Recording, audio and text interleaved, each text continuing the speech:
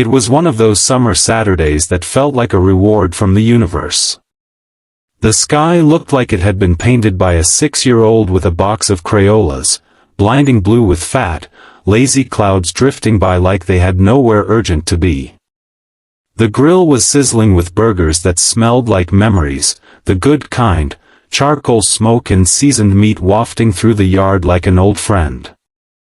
My kids, Ella and Jonah, were in full splash mode in the above-ground pool I had wrestled with for hours the previous weekend, laughing like hyenas in floaties. And me?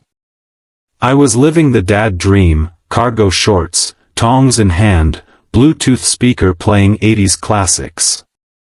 For a moment, life was so peaceful I could practically hear a narrator saying, and nothing could possibly go wrong. Then came the screech. Not a car. Not a bird. But the high-pitched, goosebump-praising screech of someone who believed her vocal cords were a weapon of divine judgment. Excuse me. I froze, spatula mid-flip. The kids paused, goggles tilted, water wings bobbing. There she stood, at the edge of our property line, arms crossed like a general surveying enemy territory. 50-something, platinum bob as precise as an architectural blueprint, designer sunglasses the size of espresso saucers, and a chihuahua tucked under her arm like an emotional support grenade. Mrs. Karen Fitzwilliam. Or, as we knew her in the neighborhood, Karen. No last name required. She didn't walk up to the fence. She marched. Like the HOA sent her on a mission and she was collecting XP for every moment of joy she destroyed. Her flip-flops slapped the ground with righteous fury. I offered a cheery wave. Afternoon, Karen. Want a burger? Her lips pressed into a line that could have sliced drywall.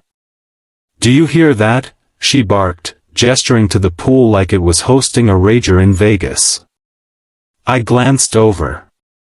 Ella was belly flopping into a pool noodle. Jonah was trying to stand on a float shaped like a taco.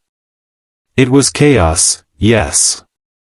But adorable, chlorinated chaos. You mean the sound of children having fun in their own backyard? I asked. The noise level, she snapped. It's obnoxious. I can't even hear myself think.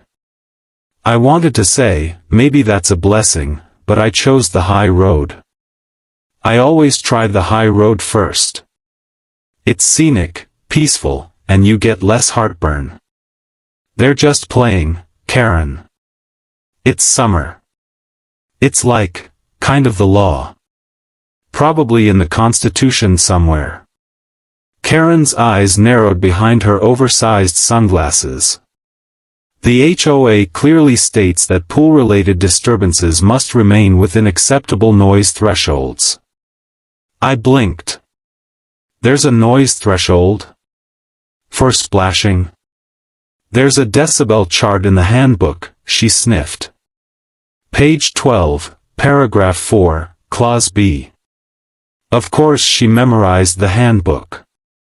Karen probably slept with it under her pillow like it whispered HOA prophecies at night. Look, I'll ask them to keep it down, I said, already knowing that trying to make a 6-year-old splash quietly was like asking a blender to hum. That won't be necessary, she said, reaching into her purse. Now, for a moment, I genuinely thought she was pulling out the handbook. But no. She pulled out her phone. Tapped. Put it to her ear. Yes, hello, I'd like to report a disturbance. Children unsupervised in a pool. It's very dangerous. And the father is grilling in an area not designated for open flame. I fear for public safety. She looked me dead in the eye as she said it. Like it was a power move. I laughed, out of disbelief more than amusement. You're calling 911? For burgers and pool noodles? She turned her back to me, walked several paces away, and continued speaking into the phone like she was narrating a Lifetime original movie. Yes, address is 142 Cedarbrook Lane. He's refusing to comply. Yes, I believe he's hostile. I choked on air. Hostile? I offered you a burger. Ella called out, Dad, is that lady okay? I held up a hand. Stay in the pool, sweetie. Just don't splash the fence, apparently it causes seizures. Karen turned back around, phone still to her ear. Yes. And there are multiple minors present. No lifeguard. It's a recipe for tragedy. I whispered to myself, so is microwave sushi, but nobody's calling the cops about that. She paced along the fence like she was inspecting prison perimeter security. Mr. Pickles, her traumatized chihuahua, gave a tiny growl, more like a hiccup than a threat. Within minutes, I heard it, sirens. Faint at first, then louder. Closer. A rush of heat rose to my face, not anger, more like that surreal disbelief you feel when the world goes completely sideways. I glanced at my kids, still floating, now watching curiously as red and blue lights began to bounce off the neighbors' windows. 2 squad cars. 2. I could feel every neighbor's window blind peeled back like it was an event, suburbia live. The officers stepped out slowly, hands relaxed, posture casual. But they looked confused. One of them, Officer Ramirez, glanced at Karen with the weariness of a man who'd answered her calls before. Karen launched into her monologue like she'd been rehearsing all morning. There they are, officers. 2 children, no life jackets, splashing excessively. The father is ignoring HOA protocol, operating a barbecue within 10 feet of a water source, and, get this, playing unlicensed music. I felt compelled to chime in. It's Hall & Oates. You can arrest me if I start rickrolling. Officer Ramirez blinked at me, then at Karen. Ma'am, are the kids in distress? They're in a pool, sir, Karen said like it proved her point. That's distress enough. The other officer, younger guy with mirrored sunglasses, squinted at the scene, 2 giggling kids in floaties, grills smoking peacefully, a backyard that looked like a Sears summer catalog. Ma'am, he asked carefully, did you say this was illegal activity? Karen huffed. Look around you. This is anarchy. I raised a hand. Anarchy with ketchup. The officers exchanged a look. Ramirez sighed. Ma'am, this doesn't appear to be an emergency. The kids seem safe. Sir, you're the father. Unless there's a surprise episode of Maury coming, yeah. Grill's safe, kids are supervised, nothing illegal happening here, he said, sounding like he wished he was anywhere else. Karen turned purple. So you're not going to issue a citation? They're splashing. The younger cop stifled a grin. That's sort of what pools are for, ma'am. Mr. Pickles sneezed. Karen narrowed her eyes, then pointed at the fence. Fine. I'll be contacting the HOA and pressing charges. You'll all regret this. The kids gasped dramatically. I bowed. I regret nothing. Karen stormed off, flip-flops slapping with rage. The officers shook their heads and got back in their cars, probably radioing dispatch with something like, false alarm, just a summer Karen in the wild. As the sirens faded, the silence was almost louder than the ruckus had been. The kids slowly resumed their pool games, now with a bit of awe. Dad, Jonah said. We're criminals now. Nope, I said, flipping a burger. We're just the kind of dangerous people who use sunscreen and eat medium rare. But as I looked toward Karen's house, her blinds snapping shut, her silhouette pacing, I had a sinking feeling. This wasn't over. She'd declared war. And I was about to find out just how far a Karen would go when armed with an HOA handbook, a grudge, and absolutely nothing better to do. The next morning, I awoke to the blissful sound of lawnmowers in the distance and birds chirping like they were auditioning for a Disney reboot. It was peaceful. Too peaceful. The kind of calm that made you nervous, like the silence right before a horror movie jump scare. I stepped onto the porch with my coffee, stretched, and noticed a small piece of paper folded neatly in the mailbox. No stamp. No envelope.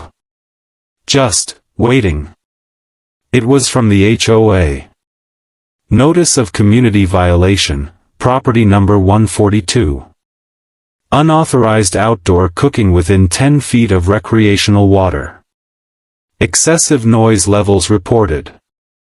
Ongoing monitoring in place. My eye twitched.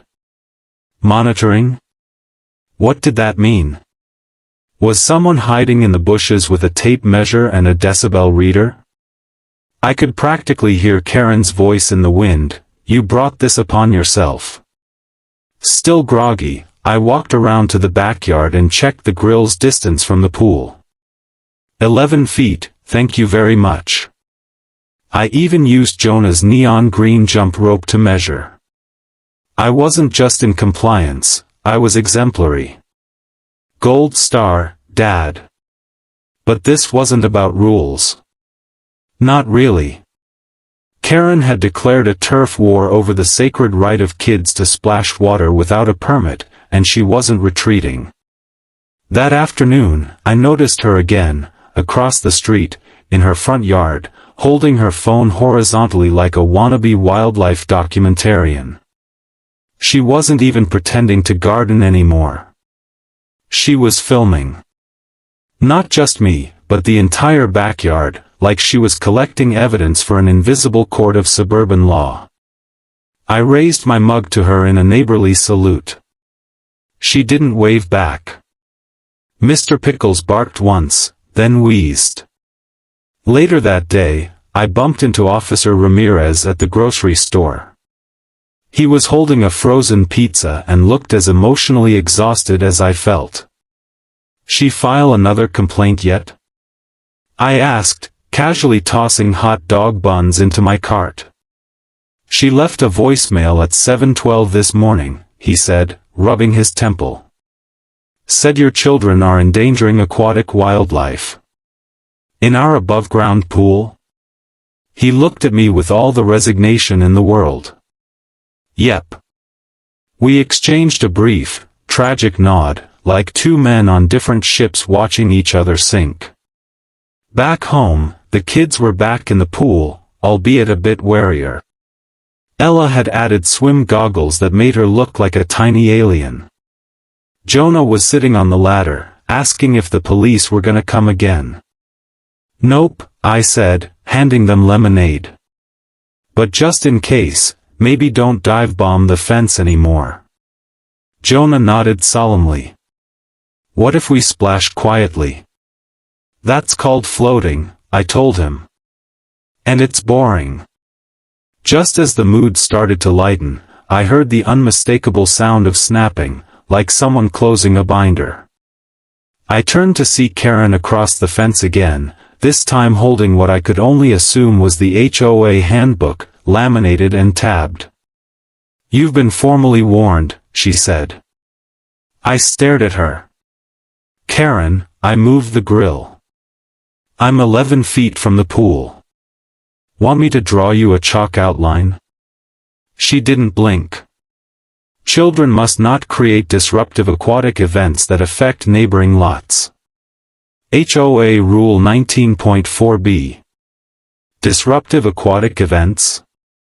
They're kids, not jet skis. Her tone remained icy. You think this is a joke, but this neighborhood has standards. Some of us enjoy peace. Quiet. Civilization. Ella made a big splash just then, purely coincidentally of course, and Karen took a full step back like she'd been hit with radioactive water. I'm documenting every violation, she said.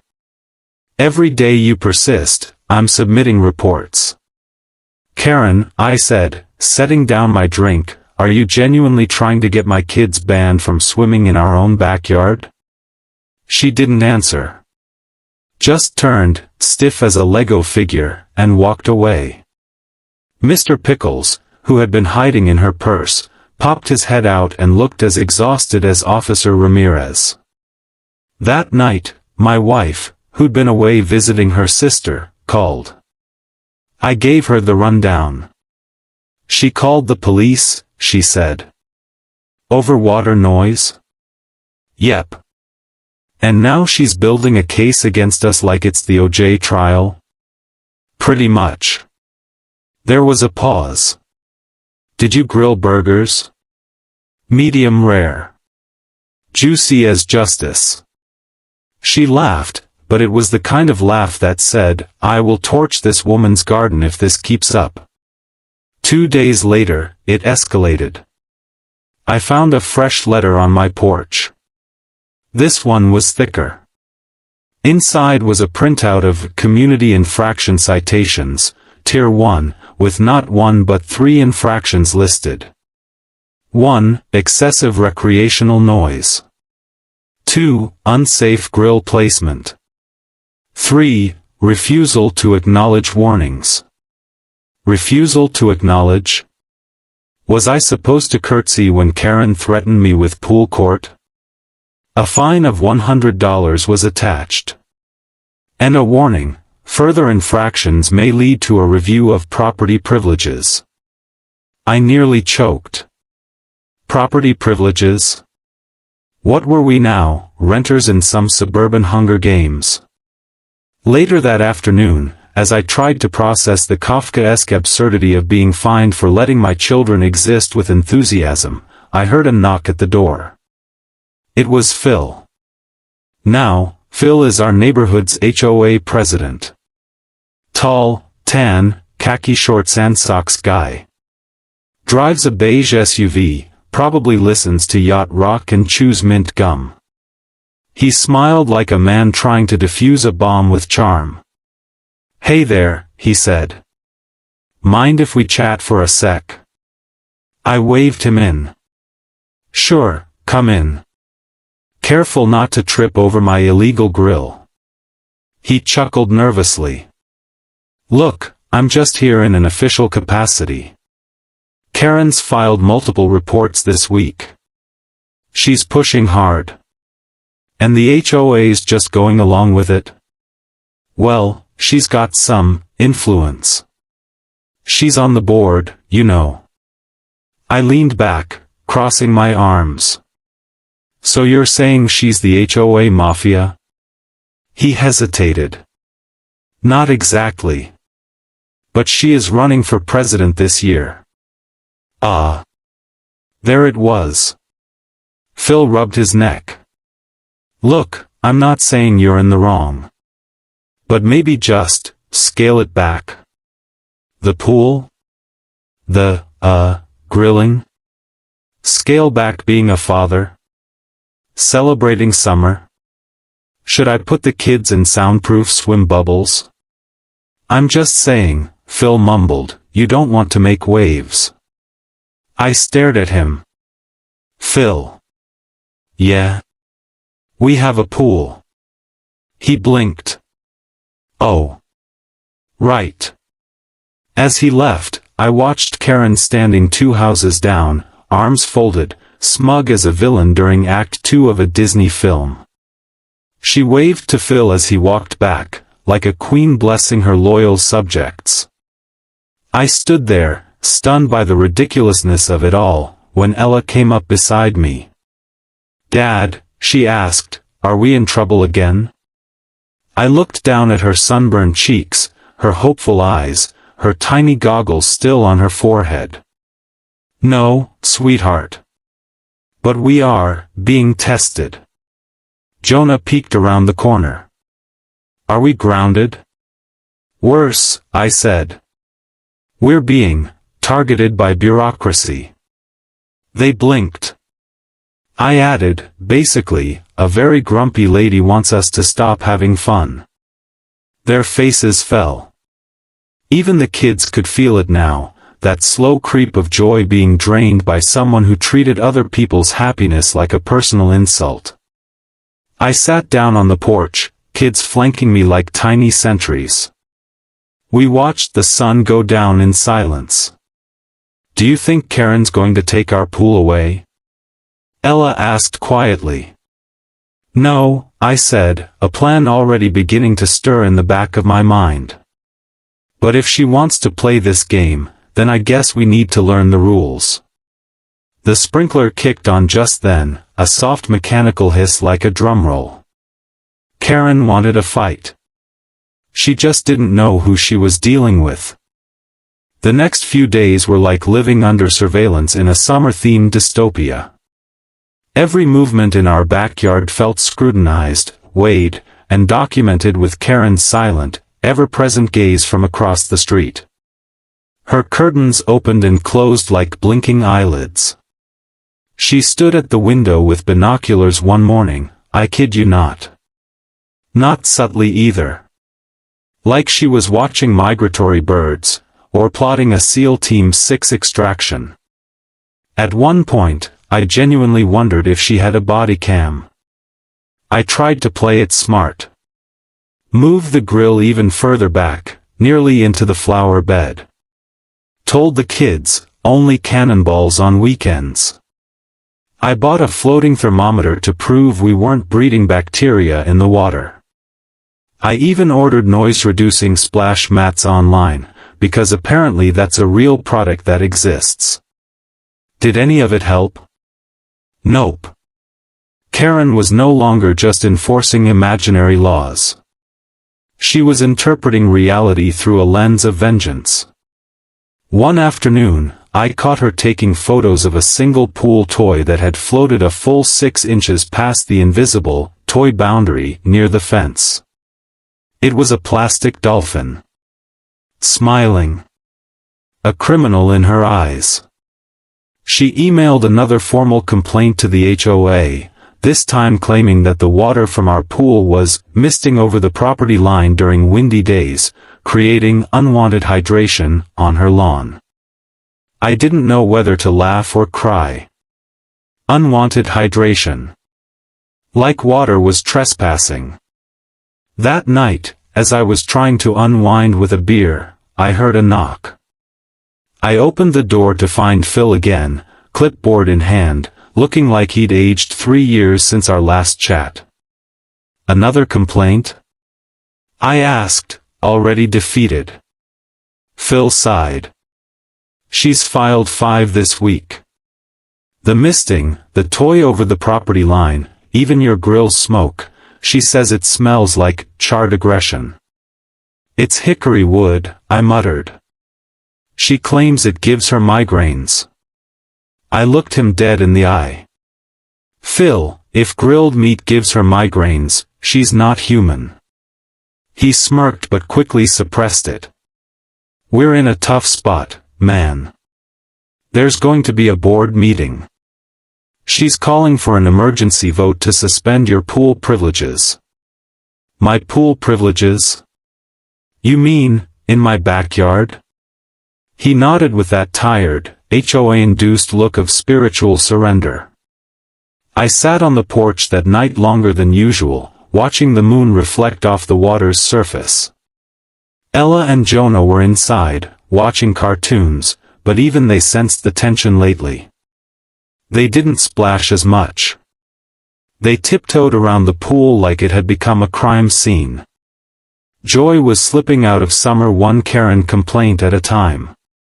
That was when Ms. Davis dropped by. She was the kind of neighbor everyone liked, mid-40s, sunglasses perpetually on her head, had an iguana named Bruce. She walked around in a baby stroller. She rolled up casually, sipping a Diet Coke, and sat next to me without asking. We shared the kind of silence that comes from mutual frustration. "She's out of control," she said finally. I didn't have to ask who. She left a note in my mailbox last month because Bruce was not emotionally restrained in public spaces. The lizard? She says his blinking was aggressive. I exhaled through my nose, amazed. What do we even do? I've followed every rule. I've bent over backwards. At this point, I might just drain the pool and start a Zen garden. Ms. Davis leaned back and gave me a sideways look. No. You don't give her what she wants. You give her what she fears. I raised an eyebrow. And what does Karen fear? She smiled. Being exposed. Being documented. She thinks she's in control. She thinks she's the judge, jury, and executioner of this neighborhood. But what happens when someone knows the rules better than she does? I paused, considering it. You're saying fight her with her own weapon. She's not the only one who can file complaints. She's not the only one who can read bylaws. And she sure isn't the only one with eyes. That night, I pulled out the HOA handbook for the first time, not because I feared another warning, but because I was now on the offensive. It was dense, printed in fonts so small you'd need a microscope, but I read it like scripture. Page after page, underlining, circling, taking notes like I was studying for the SATs. And oh, the things I found. Karen's fence. 6 inches too tall according to section 9.2. Her backyard deck. Built without permit approval, no variance request filed. The decorative fountain in her front yard. Not compliant with water conservation standards. She even used banned herbicides. There were receipts in her trash. I wasn't proud of that detail, but let's just say the wind had been generous one afternoon. I documented everything. And then came the real gem. Karen had a pet grooming business. From home. She handed out flyers at the farmer's market, Fitzwilliam's Furry Spa, loving care for precious paws. Cute, sure. But illegal under our HOA guidelines unless properly licensed and approved for residential operation, which she wasn't. I had a folder full of evidence before the week was out. Still, I didn't act right away. I needed to wait for the right moment. Timing was everything. Because if I played this card too soon, she'd just find another angle. No. I needed her to commit, to go all in. And sure enough, she did. 3 days later, I received a formal invitation to attend the emergency HOA board meeting. The subject line was a masterpiece of pettiness, review of pool conduct and associated domestic violations, property 142. Karen wasn't just coming after my pool. She was coming after my name. The day of the meeting, I noticed something odd in the backyard. A small patch of dead grass near the pool. I hadn't seen it before. I walked closer, sniffed the air. There was a faint chemical scent. Chlorine didn't do this. Not from splashing. That night, around 1 a.m., I got up to grab some water and heard a faint rustling outside. I peeked through the blinds. And there she was. Karen. Wearing a wide-brimmed hat and yoga pants like she was auditioning for CSI, Suburbia.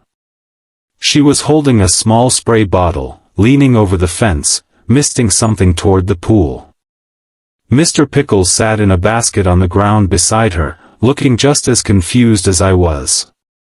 I grabbed my phone. Hit record. She didn't see me. But I saw enough. I had her. And now? Now the game had changed. She wasn't the only one who could document. She wasn't the only one who knew how to press record. Karen had made it personal. Now it was my turn.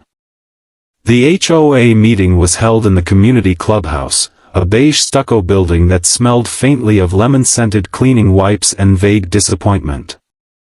Rows of metal folding chairs lined the room, and neighbors filed in with expressions ranging from mild curiosity to popcorn-worthy anticipation. Word had spread. Karen had been promising a public reckoning. Apparently, I was to be her main attraction. I sat near the front with my manila folder resting on my lap like a loaded weapon. The room buzzed with low murmurs and the occasional rustle of the handbook Karen had probably hand-distributed to everyone days prior. The HOA board sat behind a long folding table, flanked by Phil on the left, looking like he'd aged 10 years in 10 days, and a new woman named Janice on the right who wore a brooch shaped like a swan and had the vibe of someone who once reported a neighbor for mowing at 6:59 instead of 7 o'clock. Karen entered dramatically, yes, dramatically.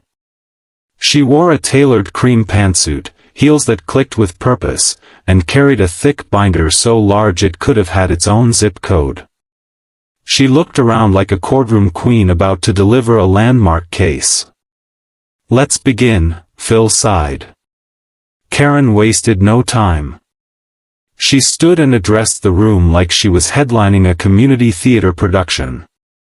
"As many of you know, I have long been a steward of peace and order in our neighborhood. But lately, that peace has been shattered by reckless disregard, dangerous activities, and a blatant defiance of our shared rules." She turned toward me slowly, like a soap opera villain. "I present multiple violations committed by Mr. Andrew Taylor of 142 Cedarbrook Lane." A few neighbors leaned forward. Others groaned quietly. This was clearly not Karen's first performance. "He has allowed his children to operate in an unregulated aquatic zone," she continued. "He has grilled in proximity to water, used unsanctioned propane, and encouraged disruptive splash behavior that has affected nearby properties." She slapped down printed photos of my kids in the pool, one with Ella mid-cannonball, face blurred by water, joy visible even in stillness. "This," she said, tapping the photo, "is an act of aggression." I raised a brow. "You mean joy?" Phil coughed into his hand to hide a chuckle. Karen scowled but continued. She produced a list of infractions, letters she'd written, reports she'd filed, pages and pages of documentation, all about me and my alleged reign of suburban terror. It was impressive. Psychotic, but impressive. "And therefore," she concluded, "I request an immediate revocation of this resident's recreational privileges and a formal citation on record. I also request that he be placed on HOA watch status for repeated disregard." The room fell quiet. Even Mr. Jenkins, who usually dozed through these meetings, blinked awake. Karen sat down, perfectly smug. Her binder glowed with self-righteousness. For a brief moment, the air in the room was thick with tension. Then I stood up. "Thank you, Karen," I said, "for the passionate, novel. If I may offer a rebuttal." Phil nodded. "Go ahead, Andrew." I opened my folder and pulled out a much slimmer, but much sharper stack of papers. While Karen has invested herself fully in regulating my children's summer, she's perhaps forgotten that accountability goes both ways. I handed out copies to the board and a few key neighbors. "Let's begin with her fence," I said. "It exceeds the legal height by 6 inches. That alone violates Structural Code 11.2. A whisper moved through the room. "Her deck," I continued, was built without permits. No architectural plans, no variants submitted. I have a satellite photo from the county website showing the expansion happened within the past year. Janice raised an eyebrow. That got her attention. Her front yard fountain runs water during restricted hours, violating our community's drought conservation mandate. And this, I said, pulling out a flyer, is an ad she distributed at the farmer's market for a home-based pet grooming business. That's a commercial enterprise on residential property, explicitly prohibited without board approval. Karen's mouth opened. Closed. Opened again. Like someone had unplugged her for rebooting. But most concerning, I said, holding up the final piece, is this. I set my phone on the table. Pressed play. The room was silent except for the faint chirp of nighttime crickets and the rustle of leaves captured in the video. Then came the unmistakable sound, the spritz, spritz, spritz of Karen's hand as she leaned over the fence, spraying a mist into our backyard. A chemical hiss. A shadowy figure, clearly her, wearing her unmistakable wide-brimmed hat. The video ended with a view of the patch of dead grass where the liquid had landed. I believe this constitutes vandalism and trespassing, I said. And a safety hazard. My children play there. Gasps. Audible, honest-to-God gasps. Phil stared at the phone like it had bitten him. Karen stood suddenly. That's not proof. That could be anyone. Janice leaned in. You're the only one who wears a hat like that in July. Karen's composure cracked. Her mouth trembled. He's manipulating this. He's turning the neighborhood against me. I met her eyes. No, Karen. You did that all by yourself. Phil cleared his throat. I think we've heard enough.